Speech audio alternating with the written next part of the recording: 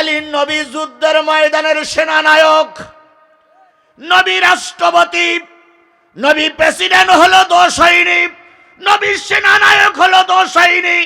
আজকে আলেমরা দেশের প্রেসিডেন্ট হবে, যারা এই ব্যাপারে নাক সিটকা সিটকি করে, নিশ্চয়ই ওদের শরীরে আবু জেহেলের রক্ত, ওদের শরীরে বৈধ বাপ মায়ের রক্ত নাই।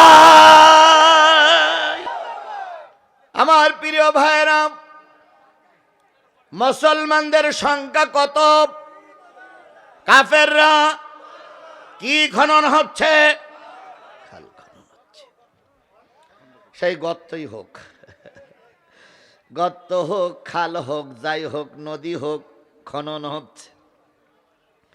আল্লাহ রসুল খাল খনন করতেছেন, হঠাৎ করে হযরত ওমরের সামনে বিরাট একটা শক্ত পাথর পড়ে গেল।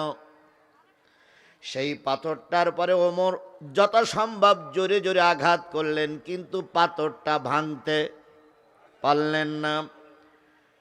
নবীর কানে কানে যেয়ে বলতেছি, ইয়া রাসূলুল্লাহ, একটা পাথর পড়েছে, খুবই শক্ত পাথর, পাথরটা তো ভাঙা গেল না।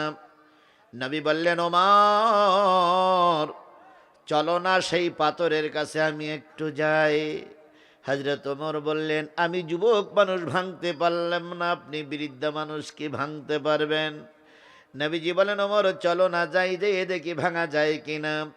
ওমরের হাতের থেকে শাপলটা নবী নিজের হাতে নিলেন, প্রথমবার আঘাত করলেন। আঘাতের পাথরটা ভাঙল না, বরং আঘাতের সঙ্গে লোহার সঙ্গে একটা ঘর্ষণ লাগলো। ঘর্ষণ লেগে একটা বিজলির মতন আলো বাহির হলো। নবী বললেন, ওমর সুসংবাদ দাও, আমি আমার এই ঘর্ষণের আলোয় দেখলাম রোমার পারস্য মুসলমানদের বিজয় হয়ে গেছে।